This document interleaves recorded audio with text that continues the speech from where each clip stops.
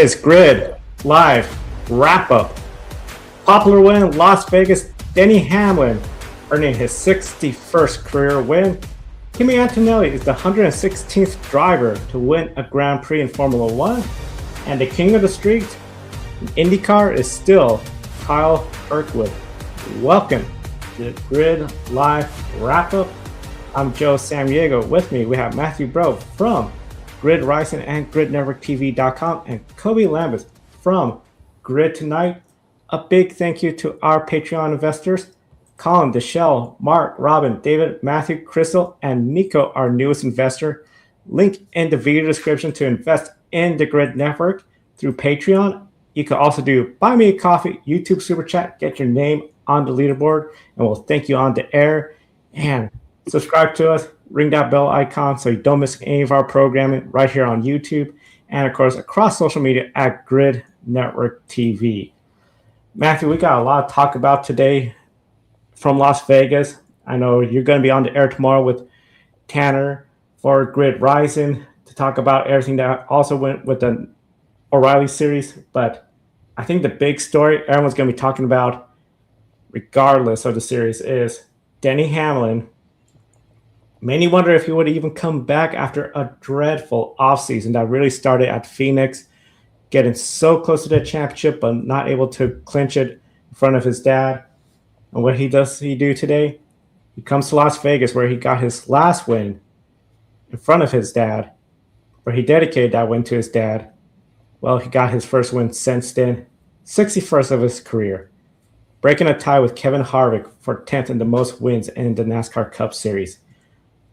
His daughters rushed him at the car, emotional. Denny showed some emotion as well, too, and he had an unbeatable car. He overcame a pit road speeding penalty, something that Denny Hamlin in the past has been very prone to, not making those mistakes as much as he used to.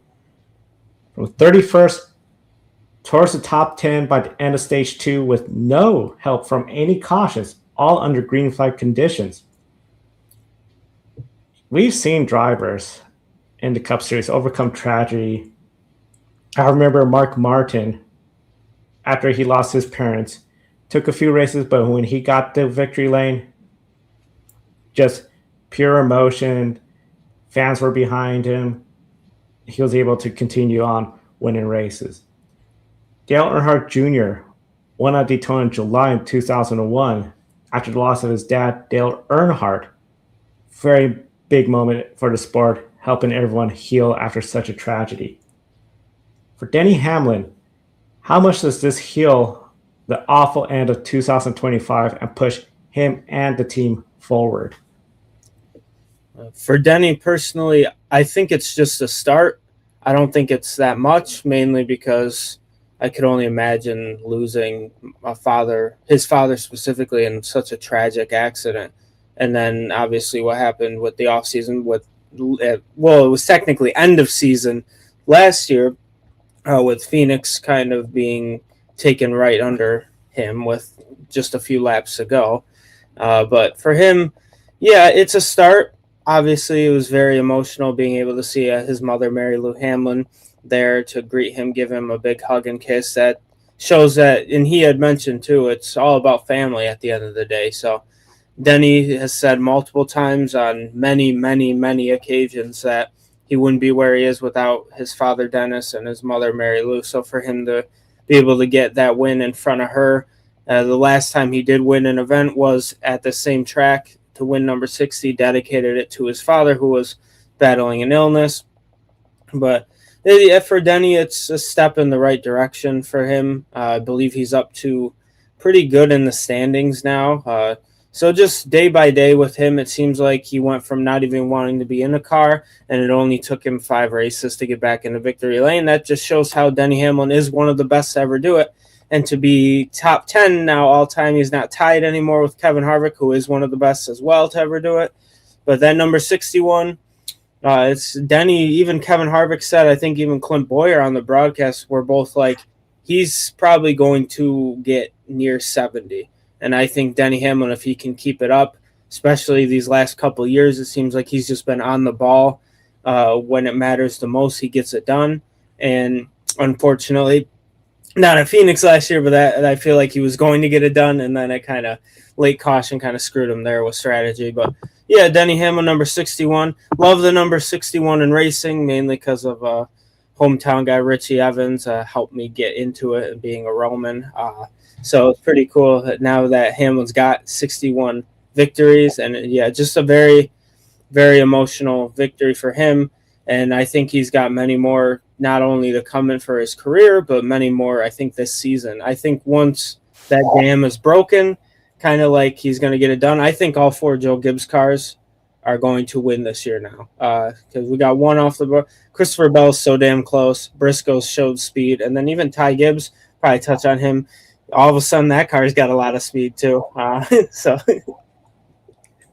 Yeah, in the chat room, I see Amber. I teared up for Denny.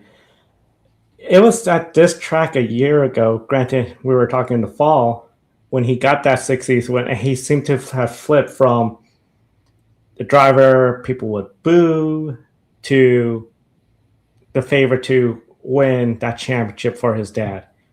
Then we all know how the rest went down. He, I think, has earned a lot of fans' respect, and I think now that fans are seeing what he's done for the sport, how long he's been in the sport, it's not like he's going to have that much time compared to a younger driver coming in. So I think he's gained a lot of people that are just really, they may not be fans of him, but they respect him more compared to where we were last year, March, at this point where he was still getting the boos and was 11 versus the world and all that. Great to egg on the fans, but I think now this is almost feels like a new era for Denny Hamlin, because when you look at the success he has had in 2026, taking a look, while he may have gotten his first trip to victory lane as a driver this year, he has been to victory lane in the first 3 races because of Tyler Reddick as the owner, 23-11. Yes, they missed Phoenix. Of course, Ryan Blaney ended that winning streak. But here he is again, back in victory lane. So out of the first 5 race weekends, 4 trips to victory lanes at some capacity. Look at Bubba Wallace, finished in the top 10. His teammate, though, Tyler Reddick, the points leader, the top 10 streak came to the end, snapped. So it's just one of those deals. First 4 races, you got it. But that 5th race just fell out of the top 10 towards the closing laps. He still secures 6 points from the end of both stages, maintains the points lead, and in fact is at 23-11, 1-2 at the top of the standings. Ryan Blaney fell to 3rd. Denny Hamlin is 4th. So overall, good day for him because Ryan Blaney, who was 2nd in the standings, no stage points, 16th place finish behind Reddick, so he lost ground. Penske in general, they just were not as strong as many anticipated, so that impacted Ryan Blaney as well. And as I mentioned, Bubba Wallace, 2nd in the standings again. So overall, you got Wallace, Blaney, then Hamlin. 23-11, though, I feel this is going to be an interesting test for them as an organization this year.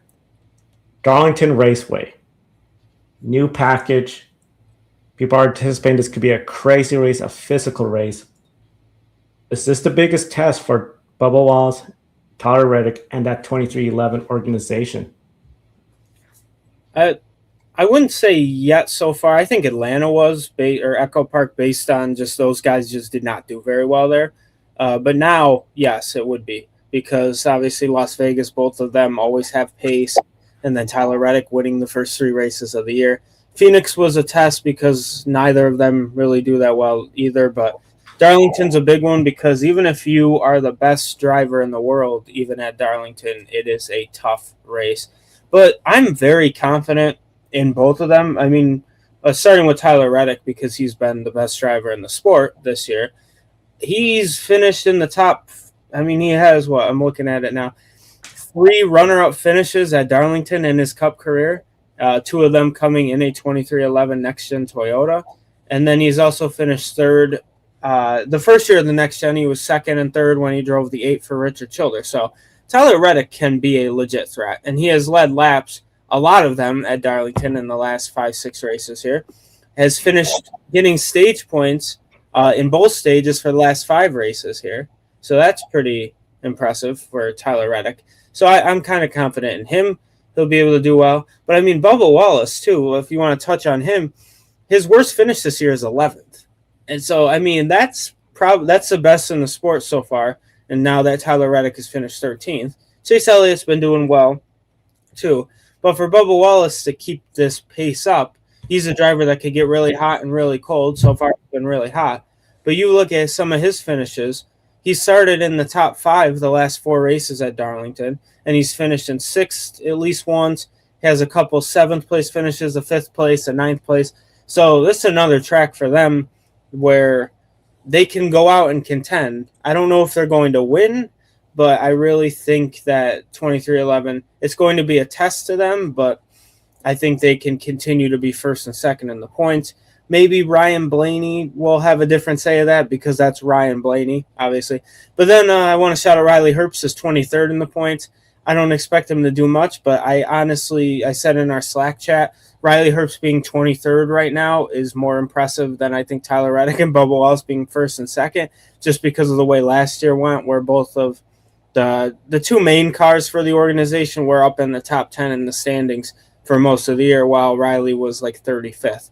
So for Riley to start off in 23rd, that shows these cars have a lot of pace. He's figuring it out little by little, but especially guys like Reddick, who had a down year last year, coming out winning 3 of the first 5 races, the first 3 in general, and then Bubba Wallace finishing in the top 11 in every single race, including at COTA, which he is not a fan of road courses, as he's been open about that. But yeah, for 23-11, I would say this is their biggest test, I guess, the next week. I think every race they go to is probably their biggest test here on out. And that's just now with the point system, like Bubba Wallace, another guy too, first driver to amass 50 stage points this year, according to statistician Daniel Cespedes. So that's keeping him in the game too. So this point system now, the Chase rewards consistency. That's why Chase Elliott's doing so well.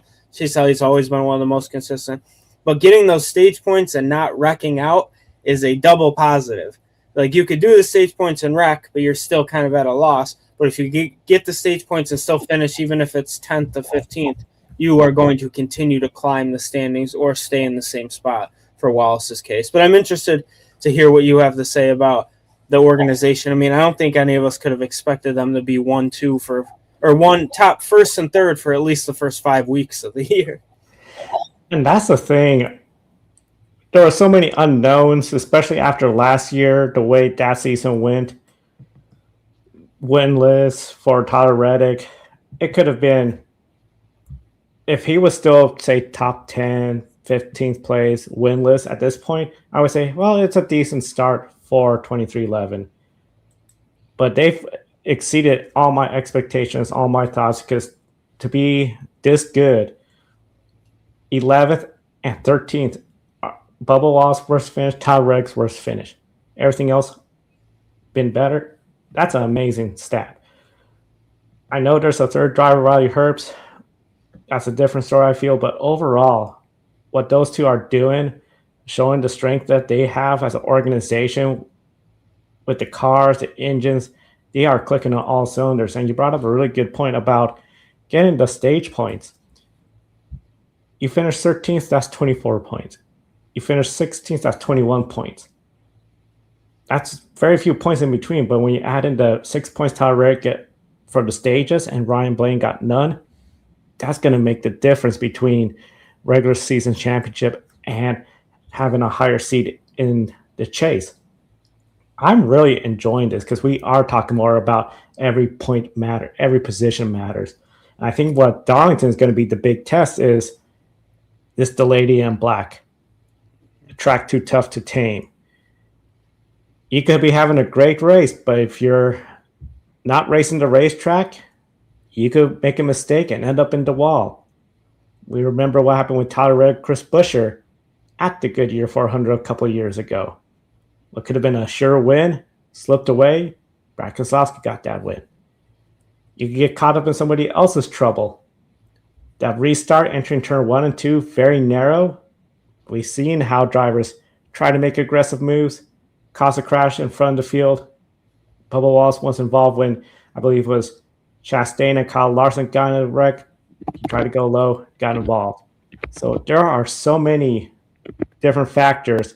You need to have a good car. You need to be on top of your game. You're going to have a different package compared to last year. I'm thrilled that we're going to be in Darlington next race weekend. I cannot wait. I think it's going to be a lot of fun to see what 2311 can bring and what everyone else is going to have to go through trying to tame the lady in black. Now, speaking of points, we're going to change our graphic here. Green indicates they moved up at least a position. Red indicates they dropped a position or more. White means they stay in the same spot, and a lot of shakeup, Matt, this weekend. The biggest loser when it comes to points, dropping the most position, Shane Van Gisbergen. Last place, 36 today. He went from 5th in the points to 16th, tied with Daniel Suarez, who finished 18th. Suarez Chastain, we'll talk about them a little later in the program. But Trackhouse, not exactly a good day. Chastain, mid-pack. You had Connor Zilisch, brought out the one caution for an incident, finished outside the top 30.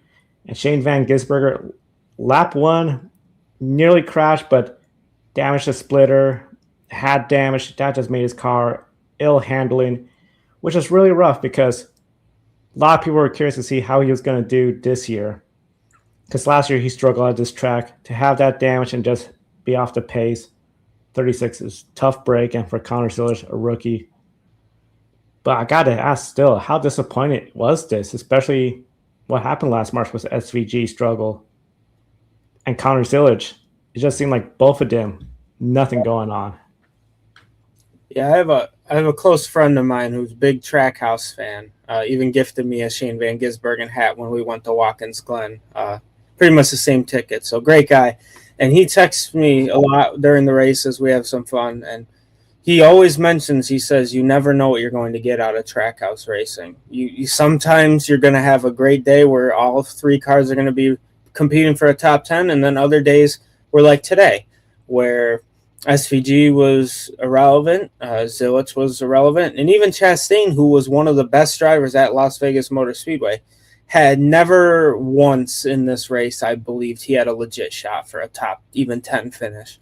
So it's quite disappointing for this organization, especially after last year.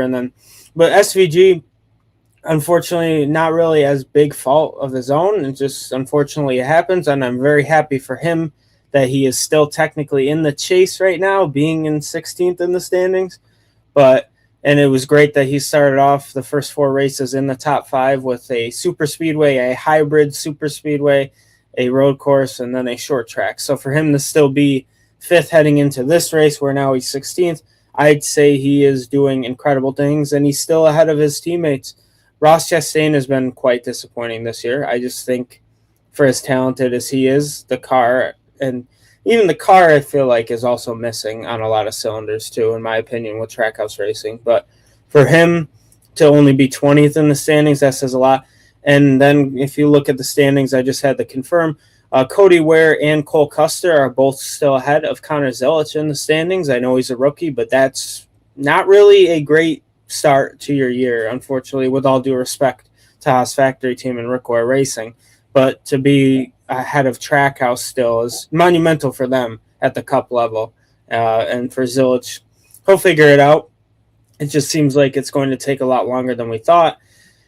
But we'll see there. But yeah, if it's just disappointing all around for Trackhouse. Chastain being 20th, SVG being 16th in the standings, and then Zilisch being, 35th? Yeah, he's still ahead of Alex Bowman, though. I know we'll touch on that whole situation a little bit later, too. But, yeah, Joe, it's unfortunate for Trackhouse. You can kind of, compare. My favorite comparison that's done is 2311 and Trackhouse, because they both started at the same time with one car. Then they both expanded the 2 around the same time with the 2 free agents from, it would have been Chip Ganassi, where Kurt Busch obviously went to 2311. Ross Chastain ended up at Trackhouse. And then they both expanded the 3 cars. and it seems like their third car really just hasn't done much of anything usually. But yeah, it seems like 2311 is pulling away from them if you don't really include the SVG dominance on the road courses. But even if you do, they're still pretty evenly matched as organizations. So yeah, just overall very, very disappointing for Trackhouse. I think they'll figure it out. I don't know when it's going to be. It could be Darlington. I know SVG loves that track. He probably can sneak in the top 10 there. I think Ross Chastain can literally contend at any track on the schedule. It's just, it has to be the right time and place. And this year just hasn't been the right time nor place for that team. And then Connor Zilic, he's one of the best talents we've ever seen from a young driver. So I'm sure he'll figure it out. He's got plenty of time to do so as well. But yeah, Joe, I'm interested to hear your thoughts too about, I know we've always talked about guys like Shane Van Gisbergen on Grid Network. You were one of the first. He's a grid ranking champion. Not a lot of people know that. And that was before I think I was even with Grid Network. So you know a lot about Shane. Yeah, Shane is, I mean, he's done World Rally. He's done Supercars, of course, dominated there, grid ranking world champion. Comes here to be fifth in the standings entering this weekend. I thought, hey, there's a lot of potential and there could be a lot of hype, especially a good run. What does that do? Build confidence, makes the team feel like, hey, we could get this done. I'm hoping they leave this weekend just realizing, look, with the way the splitter got damaged, we were just going to be struggling all day, and there was nothing much we could do. So I wouldn't take this as a, hey, we dropped the ball. No. I mean, you did not wreck the car on the first lap. That's a big plus. It's just unfortunate the damage that was caused from it ruined your day. It's part of motorsports. I mean, I think Shane will do a good job of just putting that behind, moving forward. Darlington could be that opportunity for him to rebound. He likes that track. I'm curious with the more horsepower if we're going to see where that's going to work to his favor a little bit, since he comes from those supercars where they have a lot of power sliding around the street courses, the road courses in Australia. This could be a great opportunity for him. Connor Zilic, we know Coda was the best opportunity they had to try to get a good opportunity to get a top 10 finish, maybe even steal a win. But twice they got spun around by somebody else, ruined their day, and they're just been struggling. They are just to the point where I feel like, okay, you got Red Bull sponsorship. You're not bringing a new sponsor. You're not running a car that's not financed. You got major sponsorship backing you. Something needs to try to get changed quickly. I mean, Trackhouse has been able to get some of these great sponsors like Busch Beer for Ross Chastain, Shane Van Gisbergen, WeatherTech, Red Bull, Connor Zilic, Red Bull, sported the WeatherTech. We've all know that. They got the pressure, I think, to perform at a top level as an organization. I just feel like it's very similar to last year. They just don't seem to be 100% up there with the big teams. So overall, I think it's going to be very interesting to see what they could do for the remainder of the season. 21 races remain in the regular season. Some road courses. As Shane Van Gisbergen can just, okay, let's go out there, have a good day. Top 10 at Darlington, especially if it's a race at Darlington where we see multiple caution flags, Darlington stripe on many cars. Keep that car clean. They could be in a good contention for a solid points day. Climb up the point stands because, as we said, it's still very early. All those in red lost at least one position or more. All those in green gained a position. Shane Van Gisbergen from 5th to 16th. He'll love to say, hey, we went from 16th to bubble to maybe 11th or 10th, depending on how the rest of the field perform at Darlington. So Darlington, I think, is going to be very critical for that team to potentially turn things around and start going the right way. One team, I don't know how soon they could start going the right way, because they had just a shockingly poor performance, was the Ally 48 Chevrolet from Hendrick Motorsports. Justin Allgaier filling in for Alex Bowman, who, of course, is sitting out. I thought Allgaier will have a decent day. He knows how to race in Las Vegas.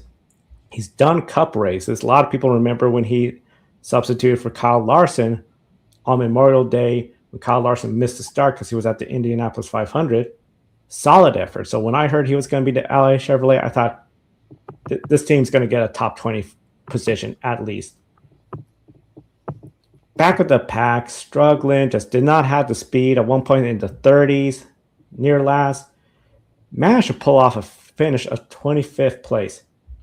But it was just a dreadful day for that team. And I had to start wondering, Matt, are there bigger issues with the 48 team besides the driver? Because it seems like you had Anthony Alfredo, who has a ton of testing simulation experience at Phoenix. A crash took them out, but it just seemed like still they were the fourth best Hendrick car. Then today, Allgaier, nothing while his teammates are up front. Is there room internally for improvement in this organization, the 48? Yep, absolutely. I think Alex Bowman gets treated as the lowest man on the totem pole in the Hendrick Motorsports organization. I think he has been treated like that from the moment he stepped into the 88 and then inevitably getting the 48. But yeah, there's a lot of issues with that team being the fourth car. I mean, you have so much superstar talent, though. You could say, obviously, Kyle Larson, one of the best in the world. Chase Elliott's also a champion. William Byron's been very close to being a champion at the top level multiple seasons in a row. And then Alex Bowman. So for him, it's like, I'm trying to think of the best way to describe it. I guess we've been talking backstage and stuff. You would say he's kind of like the R&D car over, if that makes sense. So shout out to my fellow grid people for putting that one in my head. But yeah, it's like Alex Bowman gets treated very badly over there. It's every year with him. He wins 4 races in 2021, and then they're like in 2022, who's going to be in the 48 car? And it's like, well, he just won 4 races. Give him a break. I know he didn't have the best year the following year after that, but it's like, yeah, it's just he's always treated so poorly, in my opinion, over there. So I'm not really a fan of how they treat him. And now he's dealing with, obviously, he's had concussion issues before. Now he has vertigo. And it's like, I'm very worried for Alex Bowman's health in general to see if he can get back in a race car. I'm worried this is his last year with Hendrick Motorsports. But there's not really anyone in the Chevy camp to put in that car. Yeah, I know Tanner and I will talk more on Grid Rising about potential options. Guys like Raja Karuth, maybe sometime. Anyone who has the Ally 48, who Ally wants to continue their partnership with Hendrick Motorsports that's existed before they were even Ally Bank, right? But yeah, looking at the results too, when anyone's ever gotten in the 48 car, they have done worse than Alex Bowman has and would do in that race. Alfredo, 33rd. He was running badly anyway before he got caught up in that wreck. Allgaier wasn't running very well, and Allgaier's a talented race car driver. Josh Berry did pretty okay at Dover. He finished 10th when he was in the 48 for 3 races in that span of the 2023 season. But then other than that, finished 25th or worse. Then you look at Noah Gragson took over when Alex Bowman got hurt in 2022, I believe it was. An 11th place finish in one of the races, but then 19th or worse in the other one. So Alex Bowman's usually a 15th or better driver, in my opinion. And even if you could look at his stats and see that he is usually finishing 15th or better. But yeah, it's like when the lowest man on the totem pole has the worst equipment, and then after that, after having the worst equipment and then getting hurt and then putting other drivers in it, it kind of shows that Alex Bowman is probably doing better than what being the 4th Hendrick Motorsports car is providing him every week. But yeah, that's kind of all I got. There's definitely internal issues going on over there. I don't know if it's a crew chief that they need swapping, if they need to swap around everything at Hendrick. Just the issue is they have 3 drivers who are all capable of winning week in and week out, and then Alex Bowman is been put in a situation, in my opinion, where he just doesn't get that same chance. And I don't know what more he can really do to change that up, even if he goes out and wins 3 races this season, if he comes, or when he comes back, hopefully. But yeah, I don't know. I think we always have this conversation, Joe, every single time something happens with the number 48. It's always, is Alex Bowman, what's going to happen with him? And then Yeah, so now we're here again. He's been out. Wishing him a speedy recovery. Vertigo's no joke.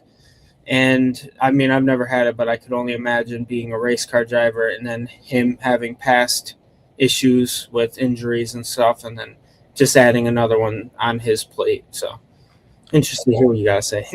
Yeah, and that's the thing. I feel if you're in a 4-car organization, 3-car organization, somebody's going to be referred to as the third or fourth car. You look at Team Penske, a lot of people will say the third car is Austin Cindric. Just not exactly at the same level as his two teammates that have gotten championships in recent seasons. You look at Hendrick Motorsports, Kyle Larson, a champion, Chase Elliott, a champion. William Byron made the championship for, just missing that championship title. And then there's Alex Bowman, who has had seasons where he's won multiple races. He knows how to get race wins. But I'm starting to think, especially when you have these kind of performances with different drivers, where we've seen in the past drivers could sometimes come in and have a good day, a solid day, and you have a O'Reilly Auto Parts Series champion and Justin Allgaier running as if he was in a underfunded single car team. I think this needs to be a wake-up call. Like, the driver may not be 100% the issue. There must be something going on within the team, within our organization, that they are just not getting the most out of that car.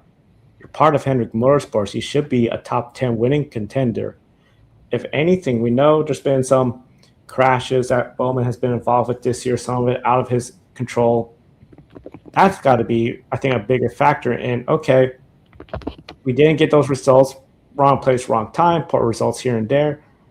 But what are we doing to help our driver not be in those situations, be further towards the front? That's where I think there's room for improvement, and that's something I believe a lot of folks are going to be looking at when it comes to the next few weeks with this 48 team. Hopefully we see Bowman come back, but when Bowman comes back and he starts, okay, running top 15 solid runs, then I'm starting to think maybe he's getting the most out of a team that is not up to the standard that it should be because it's part of Hendrick Motorsports. Let's go back to that Trackhouse situation, Matthew, with Ross Chastain and their former driver, Daniel Suarez. Everyone saw the shove-in and the words exchanged after both drivers climbed out of their race cars. A very interesting video was posted on X from the front stretch of Daniel Suarez. He had some interesting comments. He said, quote, "Our relationship has always been a little weird, almost like a little bit two-faced on his part." Chastain and Suarez, they were teammates for multiple seasons. Suarez, of course, first driver with Trackhouse. Suarez let go at the end of last year. We saw how that even changed the dynamic in the ownership with Pitbull's departure from Trackhouse Racing before the Daytona 500. Suarez also raced Chastain and SVG aggressively at the start of the year during the Cookout Clash. And people are pointing about how Suarez raced them at COTA as well, too. Do you have thoughts on the comments by Suarez?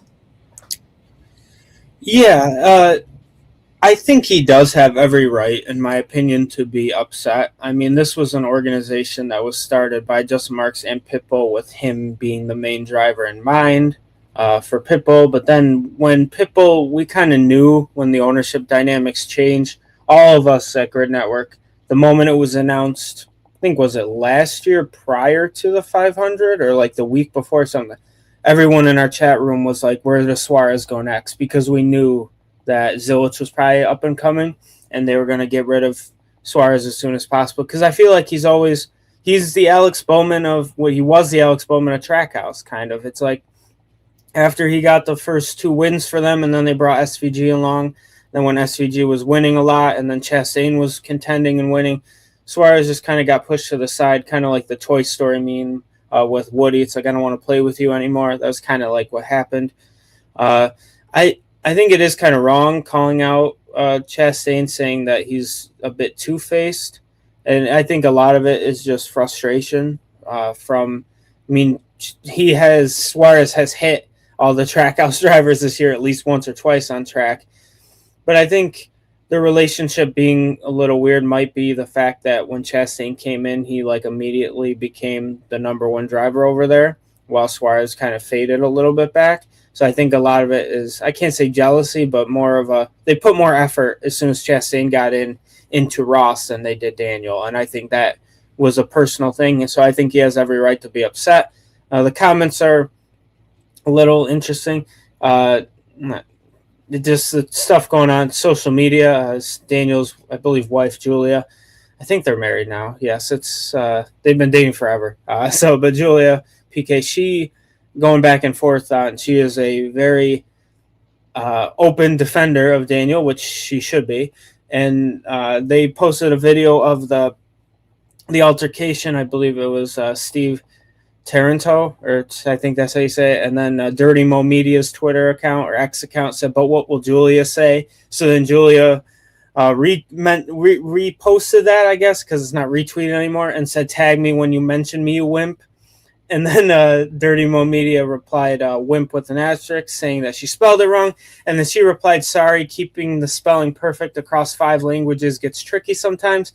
Kind of like a "don't test me right now. I am smarter than you." So I gotta love it. I love the feistiness. I love the competitiveness from Suarez. He's come a long way in this sport. And I think for him to be able to compete week in and week out, and then obviously have that support system that lacked when he was at Trackhouse's final couple of years, I think that's awesome for Spire. They're all in the top, I believe, 20 in points now, maybe even the top 17 in points. Thank you for pulling that up. Looking like Suarez, Hosfar, and McDowell. So, yeah, they're all within a chase spot. So that's pretty cool. So, and then it's got to feel good for Suarez to be tied with SVG and then ahead of Chastain and Zilich. I know he's looking at his phone like, hell yeah, type of thing. But, yeah, that's kind of what I got. I was trying to see where Suarez was in the standings, but he's obviously taken a tumble too, because you pulled that up. He was up in like 7th at one point this year, even up in 5th, I believe. And then now he's fallen to 17th. But still, long season to go. I think he can continue to speed. He had a lot of pace today, even though he was a little in the back.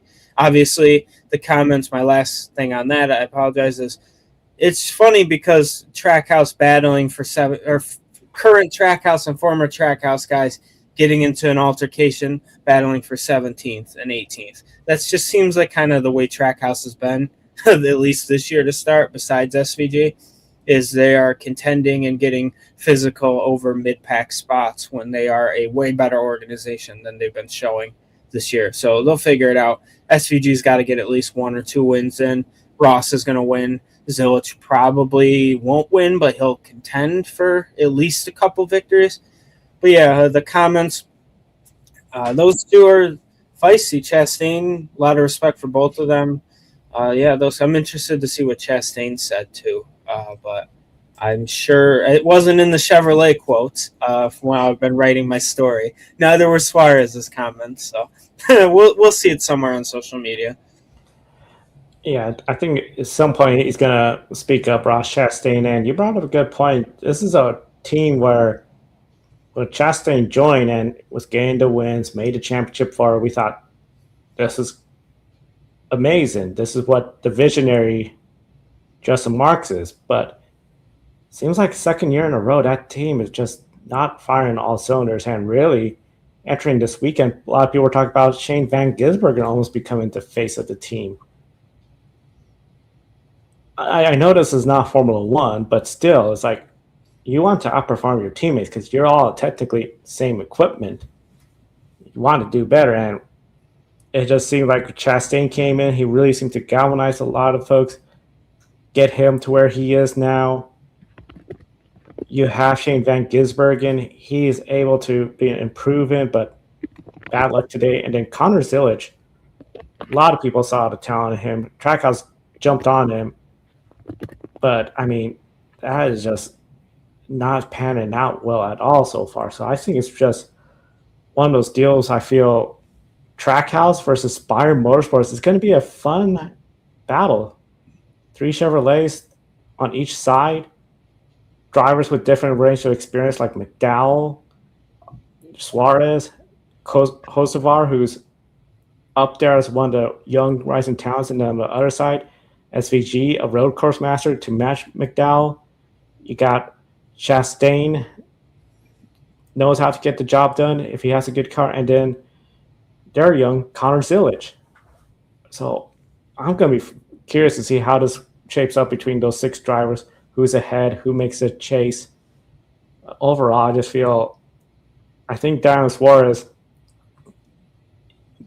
wasn't exactly thrilled with how things panned out towards the end with Trackhouse, and it's going to race them just a little hard to make it clear, like, hey, I'm no pushover. So I think it's going to be a lot of fun to see how this transpires throughout the regular season, and then if they're all in the chase, it's going to be a lot of fun. With that said, we'll close our NASCAR coverage right here. As you all have seen, results are official. No issues with tech. 2 cars are heading to the R&D center. So we'll see how everything turns out. Matthew, thank you so much for your time. I encourage everyone to check out his article, which will be coming up shortly on gridnetworktv.com. Before we let you go, what is your shining moment from the race weekend? Oh, gosh. Besides Denny Hamlin being the main one, kind of throwing it into I know there's one over in World Rally Championship, but I'll let you guys cover that a little later. But then, obviously, I think the 19-year-old at Formula One that we've mentioned, I think Kimi Antonelli being the 116th different winner in Formula One, being one of the youngest to ever do it, being the youngest pole sitter ever. That's my one shining moment, and I'm excited to hear you guys talk about that very, very shortly. And yeah, Grid Rising tomorrow, gridnetworktv.com article coming as soon as possible. Just finishing that up as we speak. Yeah, always a pleasure. Thank everyone for tuning in. A lot more show. I know talk a lot, or a little bit a lot. That's going to be my new saying with you, Joe. But you got Formula One, got World Rally Championship, got IndyCar. A lot of stuff to talk about for the rest. So everyone stay tuned in for us. Yeah, and if I remind you, everyone, Grid Rising tomorrow. A lot to talk about from Las Vegas throughout the big race weekend at Las Vegas and around the United States as well. Matthew, thank you so much for your time, and we'll bring in Kobe for Formula One coverage, the Chinese Grand Prix. Yeah, and if you're watching here on the East Coast, it was a very early morning. I was up at 3 a.m. to see this, and then by the time it ended, it was like 5 o'clock in the morning. So Joe and I are running on not much sleep right now, but Joe, you're lucky that you're on the West Coast because you're 3 hours behind. And what a race it was with the Mercedes Formula One team finding another race-winning driver in its history, and that is 19-year-old Kimi Antonelli, who became the 116th different winner in Formula One, the second youngest winner in his 26th career start after winning the Chinese Grand Prix. Antonelli was also the first driver born after Michael Schumacher won his last world championship to win a Grand Prix. Schumacher was a part of Mercedes' return to F1 in 2010, and ironically, he was the only driver not to win with the Silver Arrows. Antonelli locked up his tires with a handful of laps remaining and gave himself a near heart attack. Almost threw it away there, but he ended up leaving Shanghai behind George Russell in the points by 4 points in the driver's standings. So, Joe, after finally becoming a Grand Prix race winner at 19 years old, how big is this for Kimi Antonelli and proving that he belongs in Formula One at such a young age? It is a huge accomplishment, and I think a lot of people were thinking about that when he crossed that finish line. That's why Toto Wolff said it right away. Just all the things that people had said. He was being rushed. He's being rushed up too soon. He's not ready. He shouldn't be there. Congratulations, Kimi Antonelli. You're a Formula One race-winning driver. This is just a huge moment for that young 19-year-old. Seeing tears of joy when he was trying to give his interview with David Coulthard. What an amazing journey this kid has been through. I know here we've talked about Mercedes is putting a lot of faith in this young kid to come up here to perform. Last year, it looked like the pressure was starting to get to him. maybe even got lost in the setup sometimes. What an effort he has done to turn things around the second half of the year. A strong start to the season. He had a decent start. I know Nicole and I talked about he needed to have a clean start. He could not have the same kind of start like in the sprint race. He had to battle Lewis Hamilton to get that win when Lewis Hamilton got the lead early on. Then he had to run perfect laps to ensure George Russell did not catch up. This wasn't a situation like in the Hungarian Grand Prix, a track where it's so hard to pass that drivers like Fernando Alonso, great qualifying effort, got his first win, but was never really challenged. Same with Jenson Button and other drivers that have won at that track. He was challenged. He was tested. There was a safety car period. Some cars did not pit during that safety car period. He had to get around Franco Colapinto, Esteban Ocon. He did not have a cruise to victory type performance. He went down there, grabbed the victory, took the pole, took the fastest lap. What an amazing way to make a statement. Kobe, I just think this was a flawless effort by him and that team to just put together a good race, solid race. In my opinion, give a little wake up to George Russell that you may not be the number one driver. Yeah, and Kimi Antonelli, as you perfectly put, Joe, he went out there and earned this win. It wasn't an easy like lights out, away we go. You go past turn one and you just drive off into the sunset. Kimi Antonelli, did not drive off into the sunset. He had obstacles thrown his way all throughout the weekend. As you remember, he crashed the car earlier in the weekend, and then Mercedes had to turn around and rebuild it. And Antonelli, when you're a young driver like that, end up crashing the car, there's always a chance that it could end up hurting your confidence. But Kimi shows that he's not the same driver he was last year. And I think there were times last year you could see that Kimi was, was really having a tough time dealing with the mental side of Formula One. Last year, at certain points, it looked like he was like a deer in the headlights, and completely lost. And just to see how much he's grown from last season to the start of this season, it's been a night and day difference with Antonelli. And I feel like since he's gotten over the hump now, gotten that first win out of the way, I think that this could be the point where the floodgates open and where Antonelli could, start challenging George on a regular basis. As you said, Joe, maybe we could have a number one driver controversy at Mercedes. We all know after Lewis Hamilton left the team, George Russell was inserted into that role as, they had promoted Antonelli. But since a lot of people believe that Antonelli is one of the greatest young drivers to enter Formula One since Max Verstappen, we know Max Verstappen has 4 world championships right now. And if Antonelli is anything like Max Verstappen, we could just be getting ready to enter the Kimi Antonelli era, and the rest of the field may have trouble keeping up with him, especially if Mercedes is able to keep the car as strong as it is throughout this entire regulation cycle. And you also brought up, Toto Wolff after the race. I'm not sure what it is with Mercedes and these memorable quotes. This was the coolest quote to come from the Mercedes team since Valtteri Bottas came over the radio several years ago and said, "To whom it may concern." And we all know the rest after that, when Valtteri, was being called the wingman and all of that, and he had finally broken through and got a win and, proved all his haters wrong. And Toto Wolff responded to Kimi on the radio. He said, "He's too young. We shouldn't put him in a Mercedes. Put him in a smaller team. He needs the experience. Look at the mistakes he made. Here we go, Kimi. Victory." And that shows, that Toto Wolff and the entire Mercedes team, continue to believe in Kimi Antonelli. And like I said on our private chat, Joe, during the overnight hours, Toto Wolff, I'll eat crow right here on the air. I will eat my crow, and I'm sure our former colleagues from our old Grid Encore show, Ben Snyder, Brandon Crossland, they'll eat their crow as well when we were all being very critical of moving up Kimi Antonelli way too soon. We all know when he was coming through the junior category, skipped Formula 3 altogether, went straight up to Formula 2. Yes, he ended up winning in Formula 2, but, it wasn't an impressive season by any means. It was just like what I call an average season in Formula 2 with some flashes of brilliance here and there.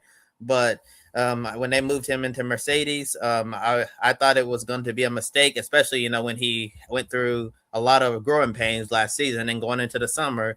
We were wondering if Kimi Antonelli was going to be able to keep his seat because of the rumors that Mercedes was looking at Max Verstappen if they could get a buyout with his Red Bull contract to try to bring him over to the Silver Arrows. And then we saw, once Kimi and George got their contracts for this year and beyond, we saw Kimi change. I think he was under a lot of pressure, probably too much pressure to put on an 18-year-old at the pinnacle of motorsport. And we saw a lot of mistakes from Kimi because he seemed to be very worried about what his future may lie. And some people even thought that if Max were to join the Mercedes team, that Kimi would be put somewhere like Williams, which is having a nightmare season, which I'm sure we'll touch on as nightmare start to the season, which we'll touch on at some point. But yeah, I'll admit, Kimi Antonelli has grown a lot faster than I thought he would at the Formula One level, and I was wrong. I will say it right here. I was completely wrong that Kimi Antonelli was not ready to be in Formula One. After seeing that performance in Shanghai, I think he's certainly ready, and I think that he could start winning multiple Grand Prix races, in the future. You agree, Joe? 100%. I feel the relief of you got your first win, you prove a point.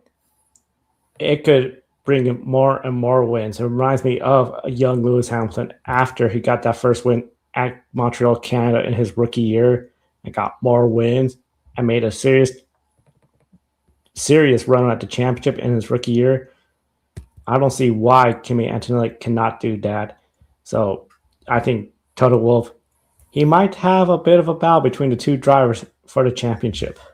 Yeah, speaking of that, before we move on, I believe we have 2 comments in the chat related to this subject. Darkness is Fallen says that Kimi is going to be a problem for Russell every time a young driver gets a win at only age 19, usually turns into a world champion. Look what Max Verstappen did at 18 years old, end up getting the win, and that's opened the floodgates for Verstappen to go on the historic run that we've seen from him, and it could very well be history repeating itself. This could be the coming out party for Kimi Antonelli.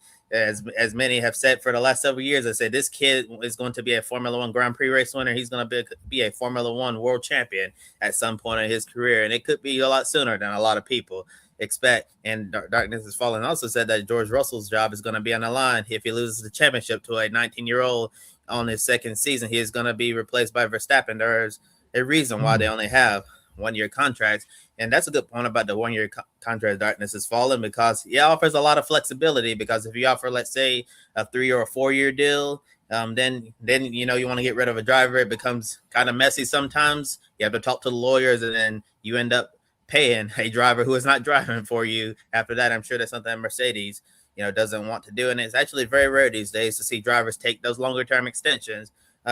We usually see drivers taking like maybe a 1 or 2 year or even a 3-year deal, to get some flexibility. But yeah, I think it's smart for Mercedes, to only hand out 1-year deals to offer them a lot more flexibility, if the situation changes. And given how Red Bull has started off the new era and how Max is, not really content with the new regulations, it would not be a surprise that Max was looking to get into a better car at some point. But as we know, Max Verstappen's contract runs out at the end of the 2028 season. We'll see if Max will continue to drive for Red Bull, switch to another team, or go sports car racing, as we've talked about on our previous shows. We talked about that Grid tonight, and I believe you and Nicole touched on that too as well, Joe, during your Grid Live After Dark. And if George Russell were to lose the championship to a 19-year-old, can you imagine how deflating that must be for a driver mentally to lose to a kid, but basically a kid, especially when you've been with the team for a lot longer than he has? I think it would be devastating for George Russell if he ends up losing this championship to Kimi Antonelli this year. And that's the thing. I feel if Kimi Antonelli goes out there and beats George Russell on multiple weekends, prove that, hey, this is my time to shine, that would be devastating. The only reason why I think Mercedes will still keep George Russell, if George Russell is still running good, getting wins, and it's a similar situation to what you had with Hamilton Bottas. But I don't know. The big test will be on George Russell, in my opinion, too. Okay, can you respond the next race weekend, Suzuka, Japan, with a win? Or is your teammate, Kimi Antonelli, going to make it 2 in a row? I think that's going to be a big key this upcoming race weekend at Suzuka. Yeah, for sure. And after the race in Shanghai, people are probably going to be using the term papaya fools again, with McLaren completely embarrassing themselves. We had the highest of the highs in Shanghai with Kimi Antonelli getting the big breakthrough win in his first Grand Prix victory. And then you had the lowest of lows with McLaren falling flat on their faces. And we'd expect something like this to happen to Aston Martin, as we've been talking about for the last couple of weeks. But believe it or not, it was the McLaren team who completely, humiliated themselves. Neither McLaren driver got to start the race, as Lando Norris's team first discovered an issue before the event, And on the pre-race grid, Oscar Piastri was talking to F1 TV, and he said that he had no worries about his car. When they asked him about Lando's car, he was like, that he aware of the issue, but he's not really worried about it. And then right before the formation lap, bad luck struck Oscar. As Piastri's team pushes McLaren to the garage as both McLaren drivers' races ended before it even started. No points for either driver, and McLaren as a team lost plenty of points in the Constructors' Championship. They're going to have a lot of work to do if they want to catch up to the pace of the Mercedes and Ferrari. This does not look like the same McLaren team to start off the year that we saw, end up taking the championships last season. So, Joe, here's my question for you. How disastrous was this Chinese Grand Prix for McLaren, but especially Oscar Piastri, who is still not competed in a Grand Prix race after 2 events? Remember, he crashed coming to the pre-race grid at his home race in Australia. For Oscar Piastri, this is becoming a nightmare season, and we're only 2 races in.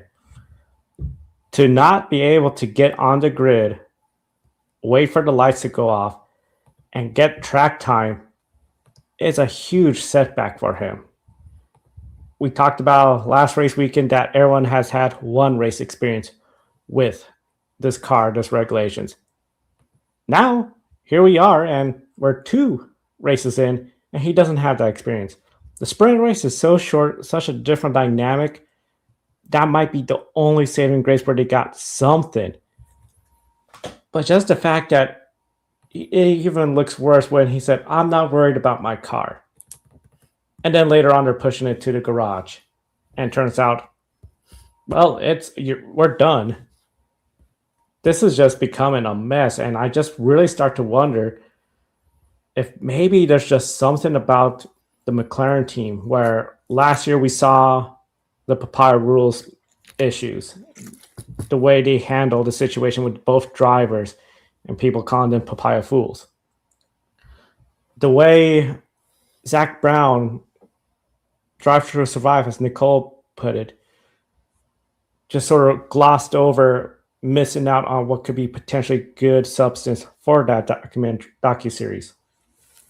And now here we are.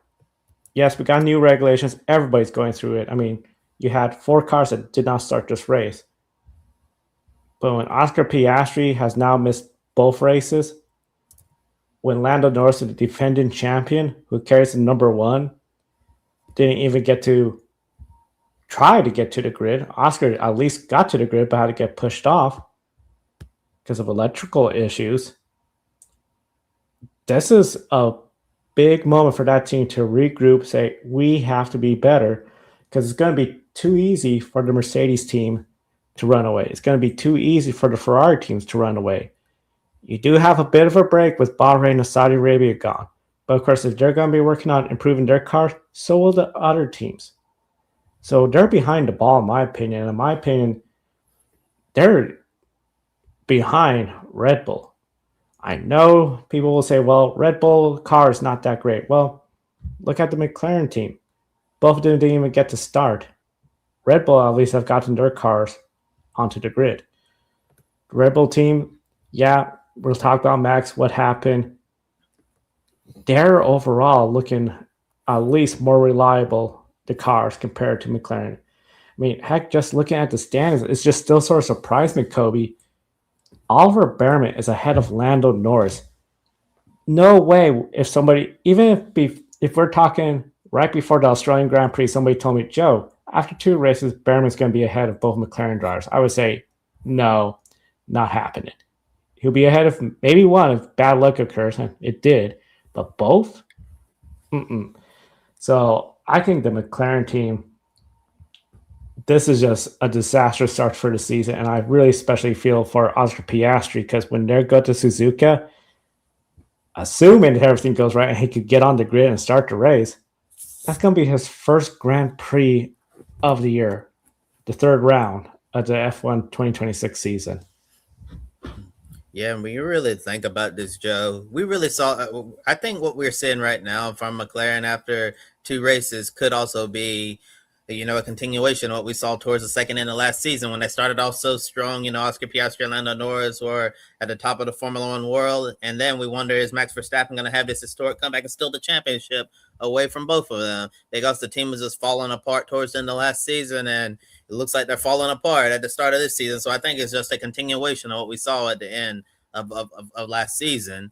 And it doesn't get worse than this. You spend all of these hours, and resources into preparing to go racing in Formula One, and then you don't even get to make the start. I hate to say it, but it was actually kind of funny when we think about Oscar Piastri. I remember his interview when he was saying, "Oh, he's not worried about what's going on in Lando's side of the garage. That he feels good about the race." And all of a sudden, then they're rolling his car back into the garage, and then we see both McLaren drivers, so both leaving, the paddock in disgust, because this is, something they obviously didn't expect to see happen.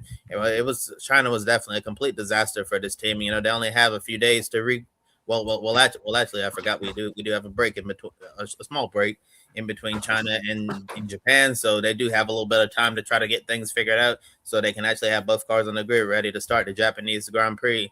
I can't imagine what Oscar Piastri would do if he gets to Japan and he's not able to start that one either.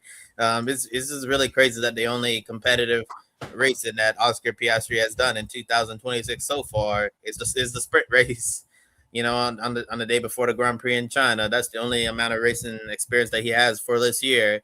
But I'm sure he didn't expect to have that happen. It's just, a real frustrating situation for him, for the entire team. So hopefully, for Oscar's case, he's used up his 2 mulligans at the start of the year, and he can, get a good run going and try to, click off results and points. Because at this point, we given how strong the Mercedes and Ferraris are, I think a championship push for Oscar Piastri or, Lando Norris trying to defend his world championship, I think that's probably going to be, a tall task for them to try to do this year. But I know we just have 2 race weekends down so far, so a lot can change. It's still very early, but given how far out front those 2 other teams are compared to McLaren, I think it could potentially be a long year for this McLaren team.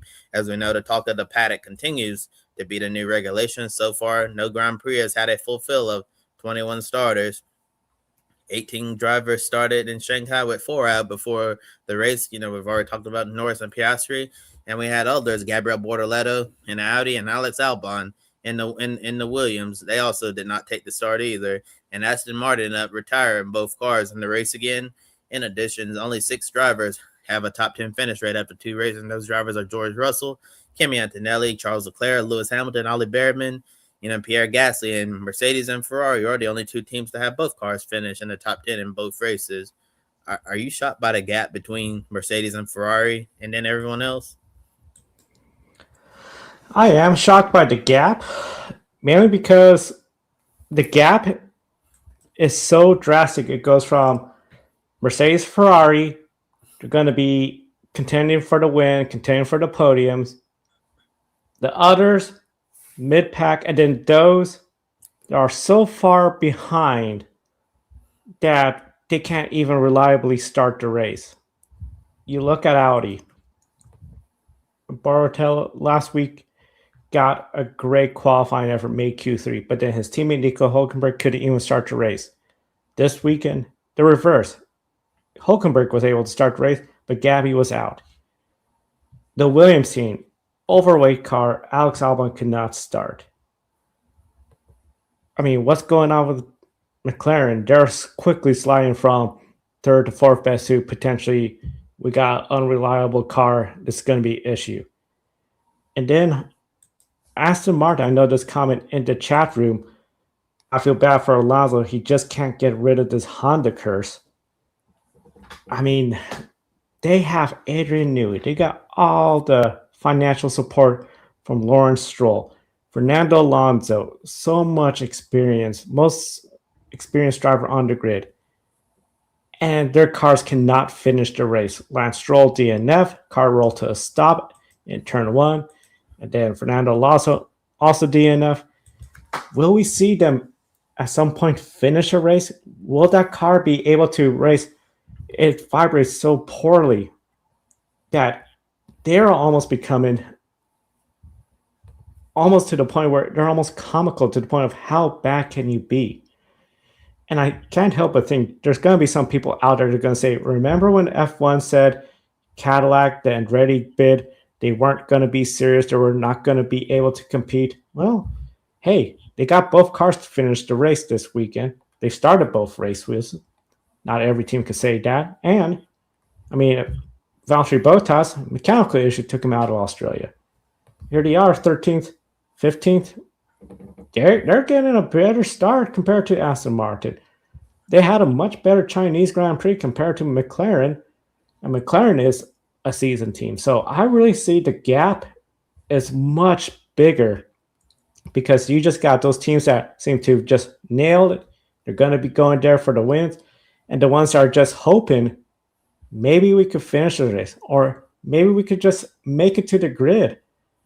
I just can't believe it, Kobe, the fact that we have 22 cars on the grid, and we haven't had a Grand Prix that's had all 22 cars. I don't remember prior introduction of regulations having where we had such a number of cars not making the start because of issues. Where the gap where a car team could say, hey, we're going to start in park. It's a massive gap between first and last place, and I know they got the Concord agreement where by the end of the year, those teams in the last are going to get the extra wind tunnel, extra funds, try to close that gap in. But it's a massive one where I feel like it's going to be a very long season for Aston Martin and for any team in the back. And it's going to be a huge gap. They can't overcome it in just 1 year. Yeah, Joe. And I actually have a follow-up question I wanted to ask you about that.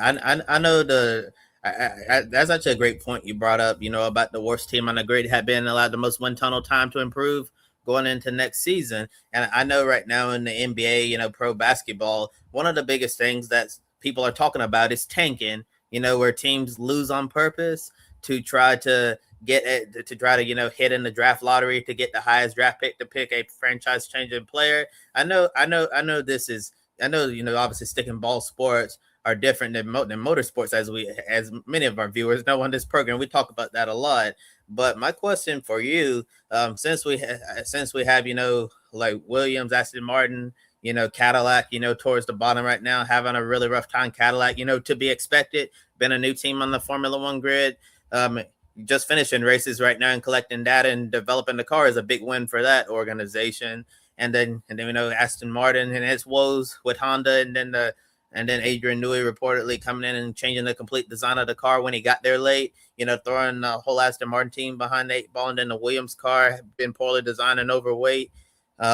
Do you think we could? I don't want to say. I'm not going to sit here and say, are we going to see tanking in Formula One? But do you think it would be in some of these team best benefit to, not do well this year to try to get that wind tunnel, try to get that extra wind tunnel time in the off season to further develop that Formula One program? That's a very good question. Really, I mean, if you think about it, everyone just anticipated, okay, Cadillac will be the last place team. They're the new team on the block. They don't have the experience.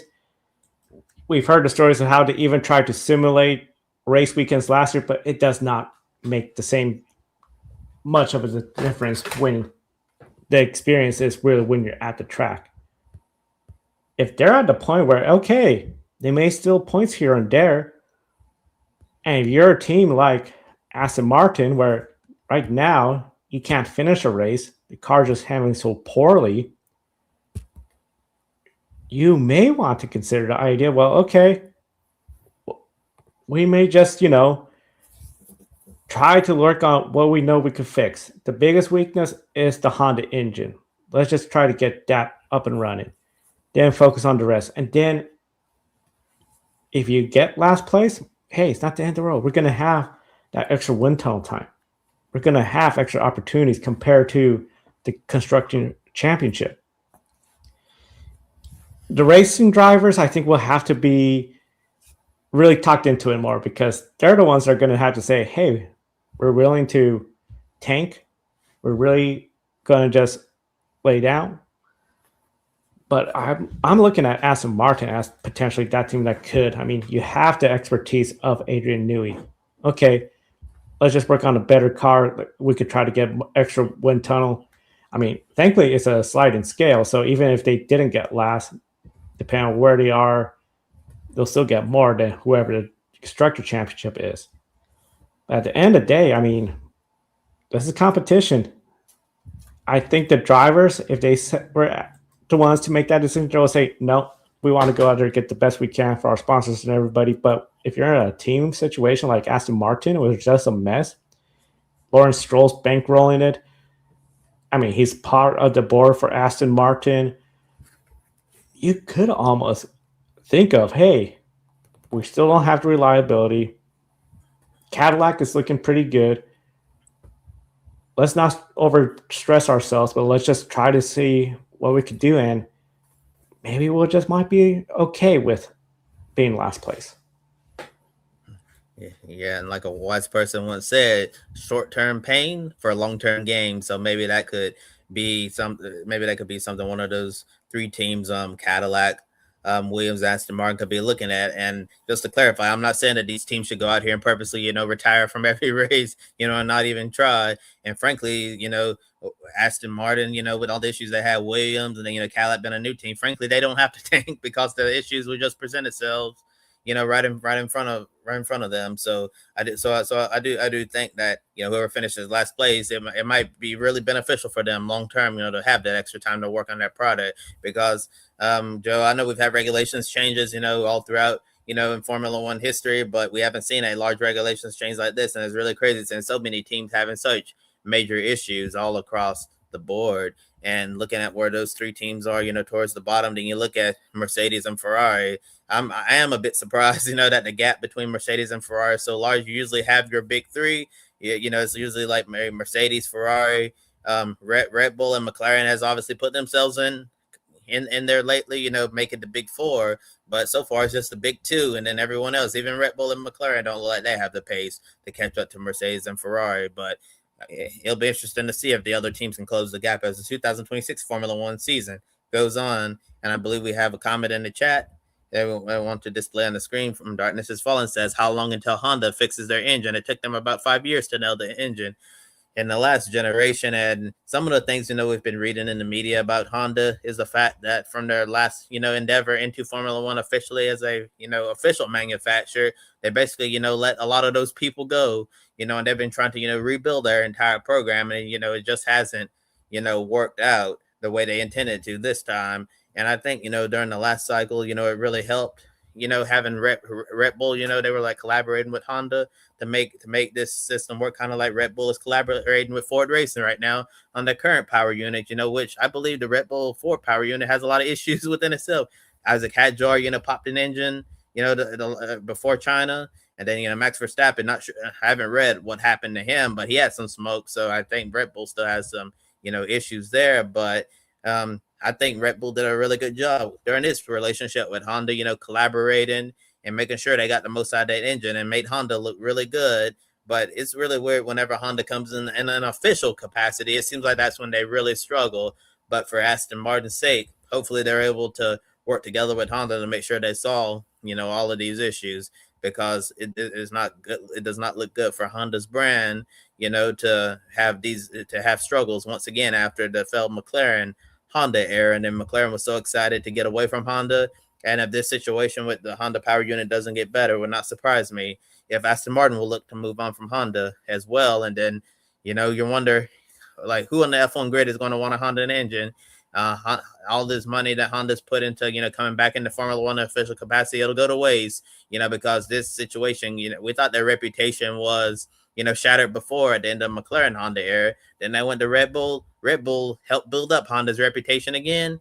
And now they're with Aston Martin. Now Honda's reputation has gone, down the drain for another time. So we'll keep watching the situation to see if Honda and Aston Martin can figure things out. But hopefully it don't take them 5 years to figure it out this time.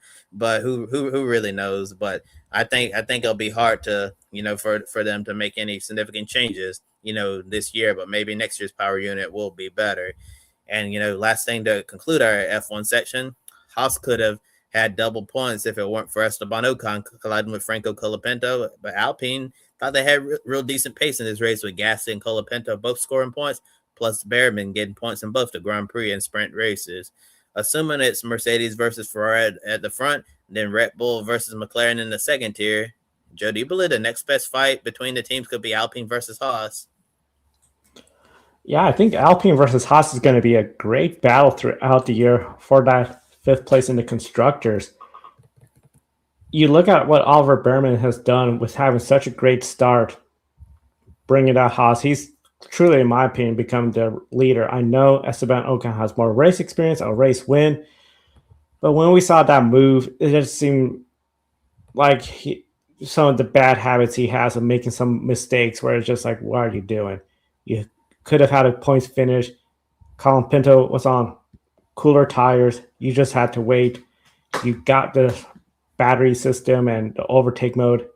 You didn't need to make that move. You just cost yourself that. And he also got a 10-second penalty. You look at Colin Pinto, he has to feel really good after quite a struggle last year to finally get points again for the first time since it was with Williams, I believe in the United States Grand Prix. That has to feel good. And Alpine, they're looking much better. Pierre Gasly has to feel really good after the struggles of last year. Now that it got the Mercedes engine, they could bring the fight. And well, I just find it very interesting. Mercedes engines into Alpine. Haas has the Ferrari engines. What are the two top teams battling for the wins lately? Mercedes and Ferrari. So they have some of the same engines that they do. They have seemed to figure out where at least both cars are starting the races.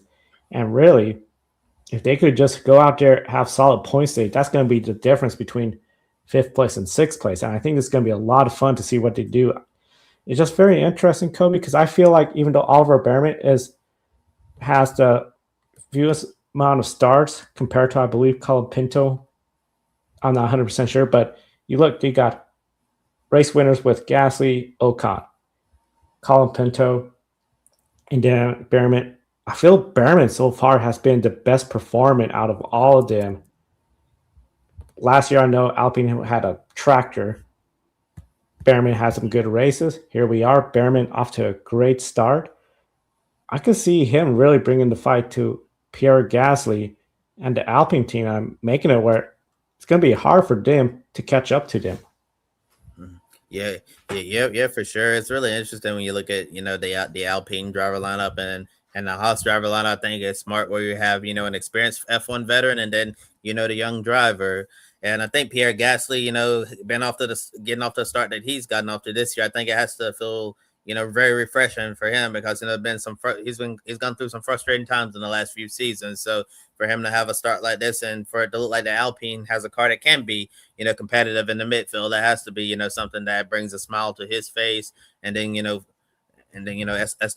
Ocon, with Haas, they needed a veteran in that driver lineup. So he was the one that they thought best fit their organization. And unfortunate, that he ended up costing Haas double points, after getting into Colapinto.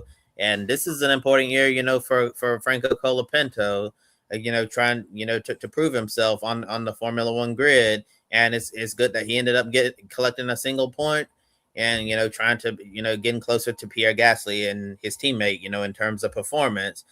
Because we know, I think they actually talked about it on F1 TV broadcast. They're talking about how Franco Colapinto is always publicly, put under pressure to perform, and for him to get points, that's something that's going to make the team happy, and he'll need to continue doing that throughout the season if he wants to keep his Alpine seat, well into the future. But between the young drivers, Behrman and Colapinto, I think Behrman is the one who can, who could end up being a future star in Formula One if he gets with a front contending team. The way I see it, Joe, we know that Oliver Behrman came out through the Ferrari Driver Academy as, a Ferrari junior driver. And we saw, I believe when Carlos Sainz was out, Behrman filled in for him, at Ferrari. And, obviously he wasn't on the same pace as, Charles Leclerc, but at the time, Behrman was competing in Formula 2. So he just had to step up, at a moment's notice. And I thought he did a good job holding his own in that event. He replaced Carlos Sainz. I believe it was when he had his appendix out, a couple of years or so ago. And at that point, I saw the potential of Behrman. And then so far at Haas, I've seen some really good things for him. And we've also, talked about, like Lewis Hamilton, and his career coming to an end, within the next few years or so. And I think if Ferrari is looking for a future replacement for Lewis Hamilton, I think Oliver Bearman could be that driver, because he just shows, he's getting as much as he can out of the Haas car, and he's just showing some really good things that I'm sure Ferrari is keeping a watchful eye on heading into the future.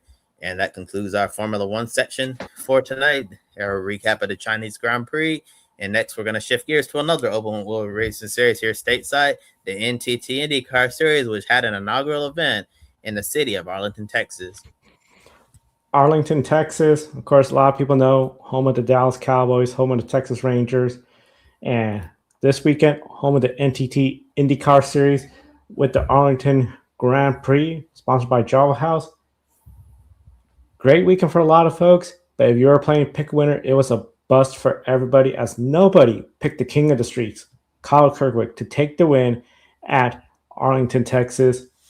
And overall, what an effort by what he did, because Kyle Kirkwood took the lead late from Alex Palou and pulled away from the four-time NTT IndyCar Series championship, despite Andretti Global having slow pit stops for himself, for his teammate Will Power, and the pole sitter Marcus Ericsson. Andretti overcame the pit road issues to finish first, third, and fourth in the Java House Grand Prix of Arlington. It was a caution-free race until 5 laps to go with 2 cautions. The last one ended the race under yellow. We had 8 lead changes with 5 different leaders. And Kobe, overall, when you look at the point standings, your new leader, Kyle Kirkwood, first time he has led the points. And one of the big things that stands out to me, we got more races where I think he's good at. Long Beach, he knows how to win at. The streets races, he knows how to win at. And Ray just looked fast today. But we saw those pit road issues. Can Andretti keep up with Ganassi and Penske throughout the season?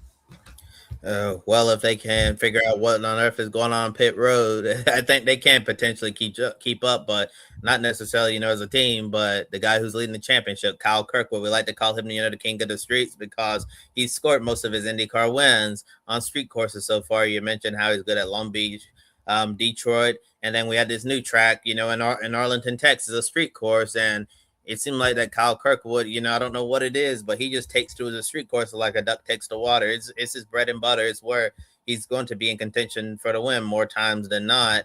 And if you're looking at Kyle Kirkwood, winning the inaugural Java House Grand Prix of Arlington, I'm sure he's excited about what's coming on later in the season, because we have 2 new street courses in the second half of the season. We all know we're not going back to exhibition place at Toronto. Got a new street course race in Canada in the city of Markham.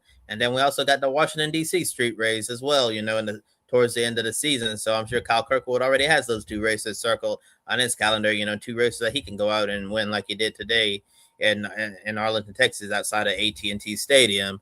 And this was a really good performance from him. I was actually going to pick Kyle Kirkwood for pick a winner, but he didn't make the Firestone Fast 6. So I'm thinking there's no way he can come from, I believe, 7th on the grid and win this race, because typically, we see the winner come from the first few rows, but Kirkwood's team executed the strategy perfectly outside of those hiccups on pit road. And it just showed you how fast Kyle Kirkwood was, despite, letting him down on pit road. Andretti pit crew as a whole letting the team down. Those Andretti cars were hooked up and they were just too fast. And sometimes when you're really fast, you can overcome those issues on pit road, but it won't always happen. And for Andretti to have, Kirkwood, Marcus Ericsson, and Will Power, if all 3 Andretti cars finish in the top 5, huge day for the organization. And I'm sure there's going to be a lot of celebrating, back at their shop in Indiana. And overall, it's going to be really tough for them to, keep up with Ganassi and Penske throughout the season. But I believe if they can clean up the stuff on pit road, they'll be perfectly fine. I think their street course package, looks really good, obviously. The road course package may be a little bit of work, but they're not that far off. But I think their short oval program is probably going to need, quite a little bit of work, as we saw, their performance at Phoenix, the previous race weekend. But I'm really optimistic where Andretti is going to be at as the season goes on. Yeah, I think Andretti, they have to feel pretty good.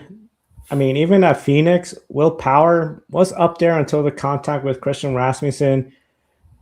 everyone else is like, okay, where are you all? But yeah, to see Marcus Ericsson get the pole, yes, I know he lost the valuable position behind Alex Palou in that first pit stop, and that's where we saw the trouble occur, and then more trouble occur. But the fact that they were still able to salvage first, third, fourth, I mean, really, if Palou wasn't there, you talk about an Andretti sweep. Considering all the problems they had and bad luck in pit road, that would have been phenomenal. I think they have to feel pretty good that, hey, we could bring the fight on, especially when you look at Penske. They didn't exactly have the greatest weekend. Scott McLaughlin, of course, crashed qualifying, had to start into the back. 11th place, okay, he'll take that. David Malukas, great effort by him. He's having, I think, a pretty good season. And then Joseph Newgarden, we asked this last race weekend, can he be a contender on the road courses? Not so much today. I mean, so I think there's potential for Andretti, especially Kyle Kirkwood. This could be just that right time for him to start to try and mount a championship challenge.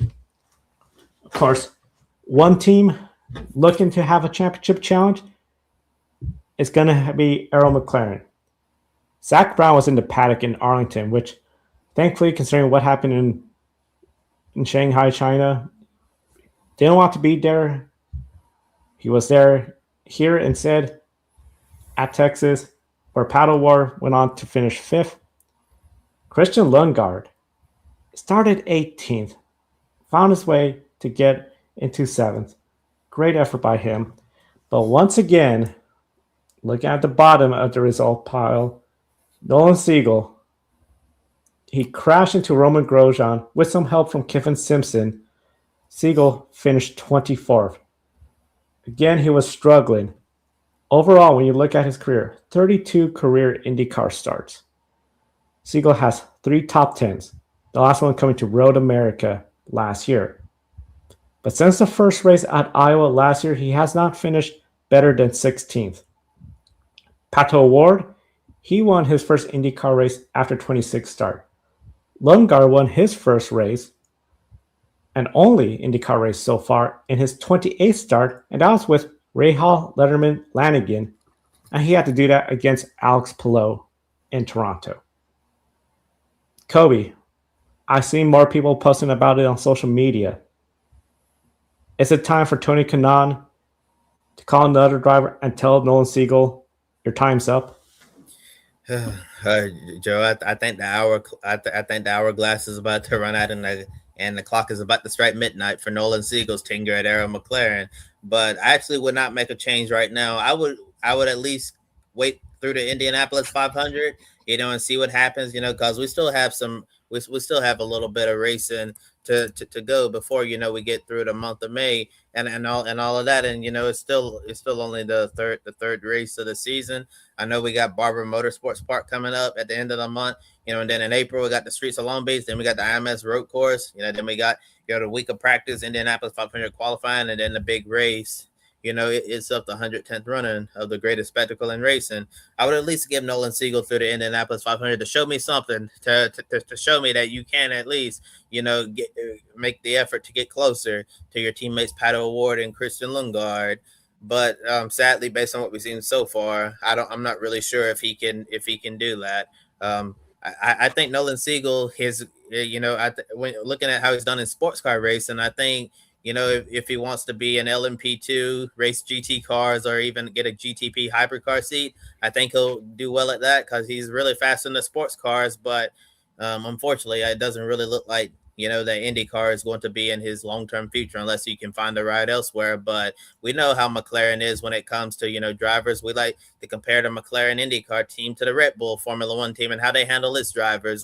If you can't do this or that, you're out, just like that. And we've seen this McLaren IndyCar team spit out drivers, really quickly. We saw how quickly they got rid of Oliver Askew during the early days of this Arrow McLaren team after the rebrand. It got rid of Oliver Askew, and then they got rid of David Malukas without even letting Malukas drive a race for the team.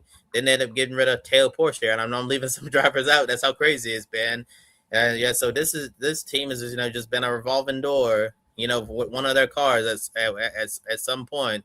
And when you look at the 5 team and the 7 team, I think I know obviously Pato O'Ward is your number one driver. Christian Lundgaard, I think he's slightly behind O'Ward, but still puts together good performances. I think Lundgaard's biggest weaknesses, are the ovals. I think he shines at the road and the street courses, but when it comes to oval racing, Christian Lundgaard still hasn't truly mastered that style of IndyCar racing yet.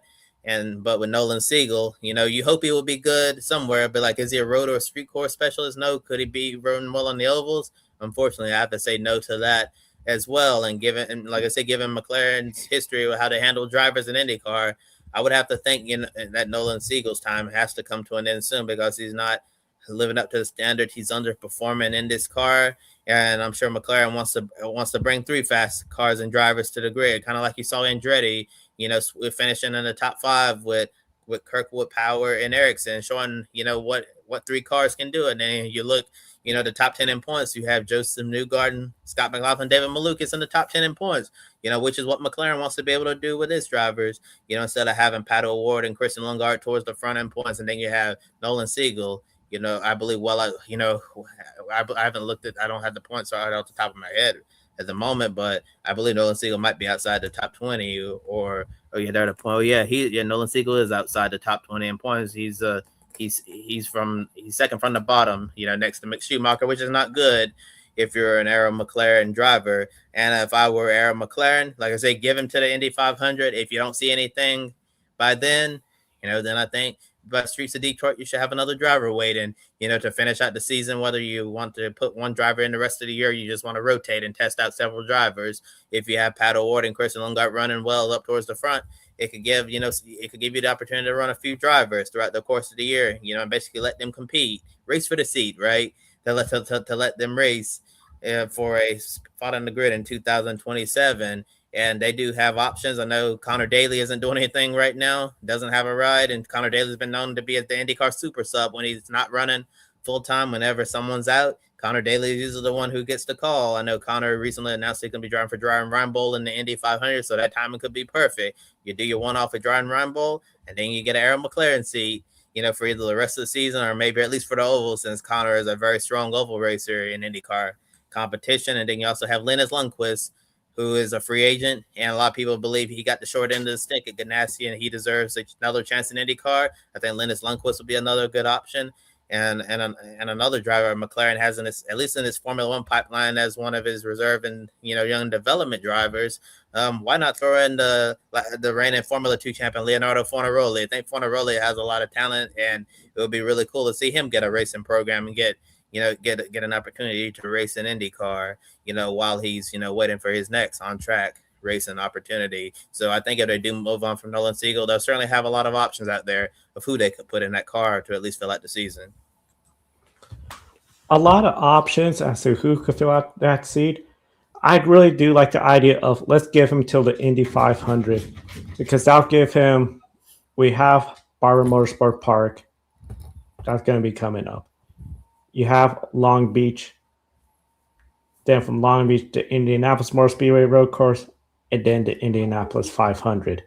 4 opportunities: natural road course, street course, infield road course, and then the big oval, the big race.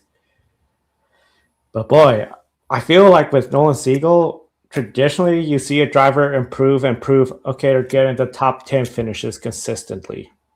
We're not seeing that. Okay, they're now contending for podiums on occasion. We're not seeing that. We're not really seeing anything from Nolan Siegel. And the thing, too, is you look at the sponsor they got on his car. It's NTT Data, which is also the title sponsor of the IndyCar series. He needs to start showing something, because at the end of the day, yeah, he might be, saying like, hey, we're just getting there, all that. But overall, I think it is something where I think he has to step it up. I think a 4-race timetable is a good option, like you said, Kobe, because granted, this is Arrow McLaren. They have had a history. Like, I would honestly not be surprised if Monday morning we get the news that Nolan Siegel is out of a ride. I wouldn't be surprised. But I feel like if they really want to see hey, Nolan, you got 4 races, turn things around. I think that's a fair opportunity for him. Yeah, and if Barber, Long Beach, and IMS road course don't go well, and he's going into the month of May, on the speedway, I believe if it gets to that point, where he's struggling the next few races, and then it comes to Indianapolis 500. In my opinion, at that point, the only thing that can save Nolan Siegel's job is winning the Indianapolis 500, not finishing second, not finishing, third through 33rd, winning the Indianapolis 500. I feel like at this point that will probably be the only thing that could keep him in the IndyCar for at least the rest of the season. Would you agree that winning the biggest race in the world would probably be the one thing to save his ride for at least through the end of the season? Yeah, to the end of the season, that would save his ride, save his seat. If he wins the Indianapolis 500 and then just the rest of the season, okay, he's still in the back. Okay, well, you finish out the season. That almost would be not a bad situation because at least McLaren could say, hey, we're going to start looking into a replacement. You're not coming back next year, but we do appreciate what you've done, including winning the Indy 500. So wouldn't be the bad scenario, really. If anything, it's just all on Nolan to step it up. Yeah, and you remember last season, Nolan Siegel crashed on the last lap at Indy 500, which went down to yellow. So that doesn't really bode well, maybe. Yeah, that, and then, of course, he ended the race today. I just think, and especially when you have drivers like you mentioned, Linus Lundqvist, who got a podium. I believe even 2 podiums with Chip Ganassi. I believe he got a pole, right? And a pole, yeah. And he's out of a ride, not because of his wrongdoing, mainly lack of sponsorship. You have other drivers, Theo Pocher, who came in. He's learning everything. And all of a sudden, he's pulled out. Nolan Siegel's pulled in, and this was after the Indy 500 where he failed to qualify, and everyone remembers him for crashing in his attempt to try to get in the show. I think there's just a lot of fans out there to just say, hey, there are more deserving drivers to be in IndyCar. This isn't against Nolan Siegel as a person. This is when it comes to we want good drivers out there competing. Nolan's not exactly at that level. I think a lot of people feel that, and then the results just validate that feeling. Yeah, and to be clear to our viewers out there, we're not, trying to hate on Nolan Siegel or down here or anything like that. We're basically just keeping it real, right? I think, I think 30 races so far in IndyCar is a fair sample size, especially at a competitive team like McLaren. That if you're 30 races in right now, and you're not at least showing, signs of improvement, that maybe, it's time to move on. And looking at Nolan's body of work compared to when he first got there, I do think he has improved a little bit, but not enough, to register noticeable improvement. Like we're not seeing him, finishing in the top 10, enough like crazy. You have 32, 33 career starts, and you only have 3 top 10s, and McLaren has a lot higher standards than that. So so I feel like his leash is running very short. Yeah, the leash is running very short. I think time is running out, but we'll see what happens. Of course, the next race is Barber Motorsport Park, March 29th. So a little bit of time before we get there. 3 different winners from 3 different teams in the first 3 races. Chevrolet, Honda, each got a win.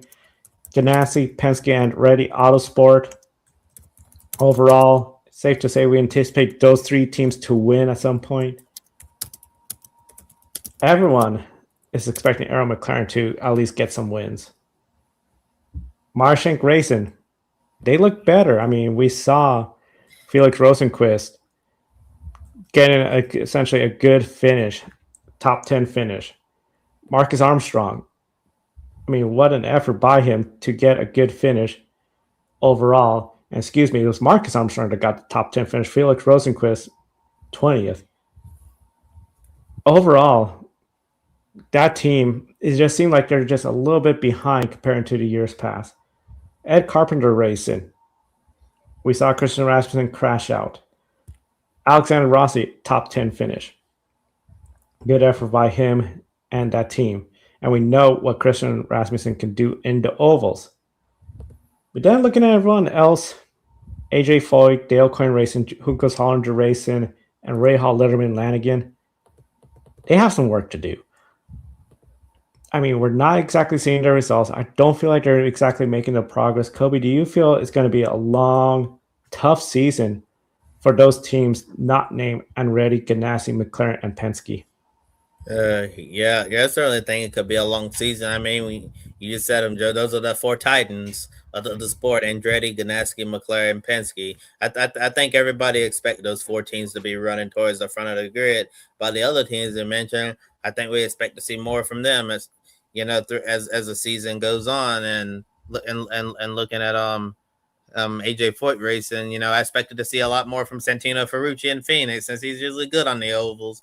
But we didn't really hear much from Ferrucci at all, which was unfortunate, for him. But I know he'll want to get the program right for the month of May in the Indy 500, which he really does well at the Indianapolis Motor Speedway. And I thought his young teammate, the Indy Next graduate Kyle Collette, had a solid race today, ended up getting a respectable finish. There you can see on the screen as Collette ended up getting a nice 12th place run. And then, Dale Coyne Racing, I thought they had a very strong start to the season on the streets of St. Pete. Phoenix, wasn't great at all for them. Dennis Alger ended up, having a spin and a great save, not hitting the wall. And then Roman Grosjean didn't even get to start the race because he had an issue and ended up retiring before it even started. And then look to today, Dennis Alger, pretty much a quiet race. And then Roman Grosjean, he got nailed in the back by, guess who? Nolan Siegel. But it actually wasn't Nolan's fault. I just saw an onboard video. Kevin Simpson got in the back of Nolan Siegel, got into Roman Grosjean, which ended his race. So that's two poor finishes for Grosjean in a row. And then Hunkos Hollinger Racing, I feel like they've been quiet as well. Stingray Robb, I think Stingray Robb deserves to be in the same conversation as Nolan Siegel, as someone who I think it's fair at this point to question at this point in his IndyCar careers, has he done enough to keep that ride? Yeah, so I think Stingray should be in the Nolan conversations as well. And then, Renus VK, expect to see some bigger things from him down the line. And then Ray Hall, Letterman, Lanigan Racing. It seemed like their road and street course program, needs a little bit of work. I thought they did a really good job at Phoenix, in qualifying. It really showed that their oval program has taken a step forward. Mick Schumacher qualifying towards the front as well as Graham Rahal, and then Louis Foster in the middle of the pack. Yeah, so I thought they made some gains as well. But it just shows in the IndyCar series, it's really hard to win if you're not driving an Andretti, Ganassi, McLaren, or Penske car. So if you drive for another team and win an IndyCar, that's a very high accomplishment that you should be, extremely proud of. I know we saw, Christian Rasmussen win last year in Milwaukee at Carpenter Racing, and that was like, something you don't really see in IndyCar these days, because he had a big breakthrough for Ed Carpenter Racing there. And when we were able to win, not being, part of the four top teams, that's a really big deal. But not just this season, and basically most seasons of IndyCar, it's really hard to win if you're not driving one of those cars for those four teams. Yeah, it's very hard. I feel overall when it comes to teams outside of the Big Four, you're looking at, okay, stealing a podium here and there. A good example, Graham Rahal. It seems like the Indianapolis road course, he just has a really good ability to get the most out of that car. Mid-Ohio, of course, home track, also has good races there. But I just feel like this year just seems like, okay, they're really just not showing up and just not having the kind of performances or improvement. Hunkos Hollinger Racing, they got Ryan's VK. I feel like we haven't seen much from that outfit. AJ Foyt Racing, it seemed like a couple of years ago when they announced that technical alliance with Penske, hey, good things were coming. Santino Ferrucci was having some good finishes, especially after a great Indianapolis 500. But this year just doesn't seem to be there. So overall, I just feel like maybe the gap might be widening a bit. We are getting a new chassis in, I believe, 2028, but it's going to be a long, tough year, and we'll see how it all shapes up for the rest of the IndyCar season.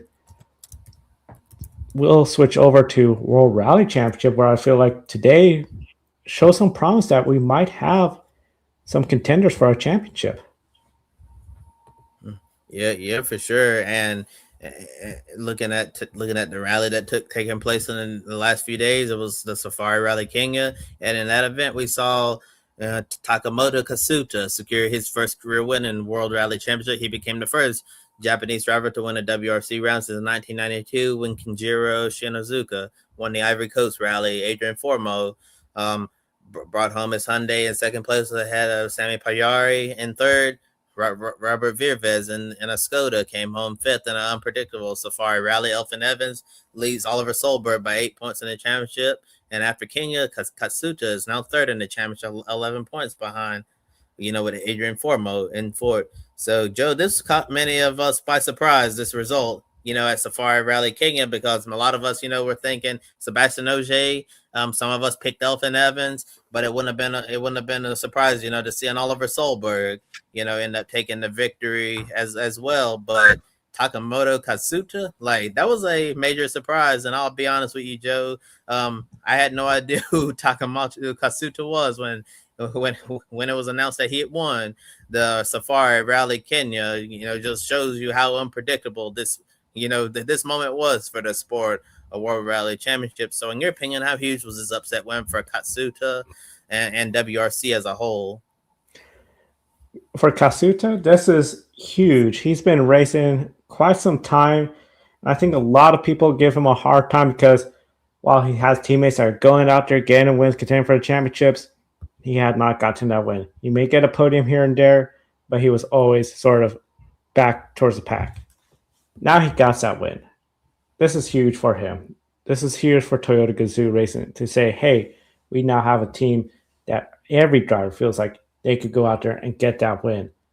And I'm really happy for him. I think he's a fan favorite to a lot of folks, especially in Japan, where there is also a rally round. To see him have success goes a long way. And I think for World Rally as a whole, well, we anticipated last year you got all these part-time drivers. Sebastian Ogier won the championship being part-time. Your full-time drivers really were not cutting it. All of a sudden we see, hey, one of your full-time drivers got the win. As a popular win. You now have where Evans, Solberg, and Kasuta have gotten wins. Adrian Formeau in the Hyundai, looking good. Thierry Neuville, he's always hit or miss. This was a missed weekend for him. So I gotta say, I feel overall when you look at the point standings in World Rally Championship, how there's not that much of a separation from first to fourth. We might have a bit of a points battle here, and as unpredictable as it is, I mean, Elfyn Evans, I think, unfortunately, a lot of people are saying he didn't get the job done last year. He lost to Sebastian Ogier. Will he ever get it done? Oliver Solberg, great start to the year, up there, punching more of what people anticipate from him, I think. Everybody else, what can they do? What could they bring? The fact that you have Thierry Neuville in seventh, 40 points behind, is something where I feel it shows maybe we're going to have a good battle when it comes to the championship. It won't be a part-timer running away because you got Ogier in sixth place. It's going to be hopefully a full-time driver that's going to be out there week in and week out. And it's such a short season, World Rally Championship. We're only going to have 11 more races. So I think this is going to shape up to be a good potential season for World Rally Championship. If they have more of their full-time drivers going out there for wins, we're having it where you have various drivers from the three teams. Well, two teams really. Ford, they need a lot of luck to get a win. Ford M Sport. But this looks promising, and it got me hopeful that we might have a good championship battle on hand. Yeah, for sure. I'll be very excited if we're able to have a championship battle. And it seemed like this Kasuta win came right out of left field like last year when Solberg just dropped in a Toyota, ended up winning a race, which, caught a lot of us off guard. And I think the Kasuta victory caught a lot of people off guard as well. And it'll be interesting to see, if he's able to mount a championship charges. As you mentioned, Joe, he's been around for a while, just hasn't won. And this, was finally the breakthrough that he needed to finally get over the hump. And like we were talking about with Kimi Antonelli, once someone gets over that hump, gets that breakthrough win, usually the floodgates open. I know I've said that multiple times on this show, and maybe it's the same for Katsuta, and he can let the floodgates run and start contending for more rally wins. It's really weird. Don't matter the type of discipline it is, when a driver who's been trying to win for a while doesn't win it and finally gets that win, then usually winning becomes a lot more easier after that. Yeah, and that concludes our World Rally Championship section for this week. And now we're almost out of time for tonight, closing in on 2 hours. Had a lot of topics to discuss tonight in motorsports. So let's get to our Group 1 shining moment. Whether you're watching here live or on replay, let us know what's the one thing that stood out to you across motorsports this weekend, whether it was from NASCAR at Las Vegas, World Rally Championship, in Kenya, Formula One in China, or the IndyCar Series in Arlington, Texas. And Joe, I'll start off with you. What's your Group 1 shining moment? My shining moment is going to come from the NASCAR Cup Series, and it's going to be Denny Hamlin getting that emotional win. I think this was a moment where this is just going to help him be able to process everything that he has gone through, everything that he has accomplished, and just the belief that he could still get the job done. The healing of everything that had occurred from Phoenix, devastating fire in December, to where he is now. I think this is just going to be a great moment for him and that team to just say, hey, we're going to use this as a point to rally for a championship season. And it's so easy to forget that he's been already in victory lane as an owner 3 times in the first 3 races. 5 races into the season, only Phoenix he didn't have a role in victory lane as an owner of a driver. So overall, I think Denny Hamlin, a lot of potential this year, but still, to see the fans cheer him, considering where a year ago in March the fans will probably be booing him, it's really good to see the respect he has gained. So Denny Hamlin getting his 61st career win, 10th in the NASCAR all-time wins list. That's my shining moment. Yeah, I think that's a great shining moment. They talked about it on the Fox broadcast today, how Denny Hamlin is basically, gone from being this villain, that fans don't like, into being, a fan.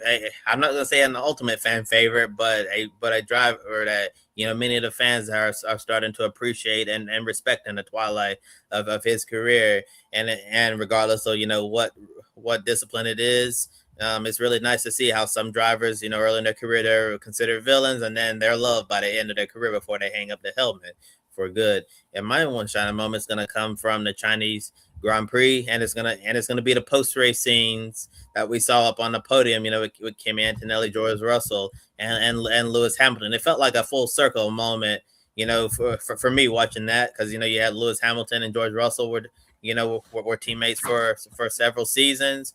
It was Lewis's team for the longest time. And then Lewis decides, when Mercedes was struggling, that he wanted to move on, and drive for Ferrari because you're not going to find many drivers who wouldn't dream of, drivers who dream of driving Ferrari. But so when that opportunity came up that Lewis could have an opportunity to drive for the prancing horse, he took it. But, we know deep down in Lewis' heart, he'll always be a Mercedes driver.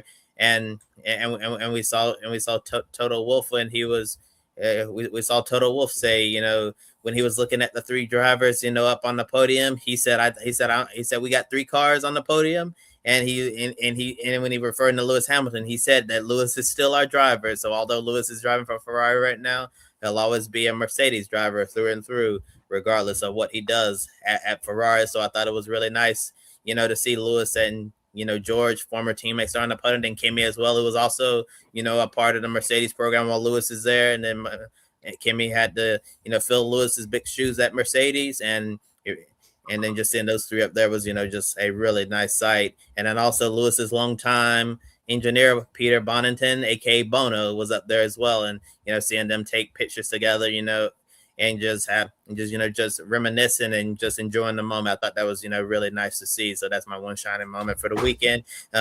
Toto still calling Lewis one of his drivers, and then seeing Lewis and Bono embrace on the podium, and then seeing the Mercedes guys and one former Mercedes guy up there on the podium, just celebrating together. A big celebration. Also, the sportsmanship between all of them. something that I think is a big positive, and what a moment that was. A lot of shiny moments throughout, and of course, more to discuss. But we're gonna save that for Grid Rising tomorrow.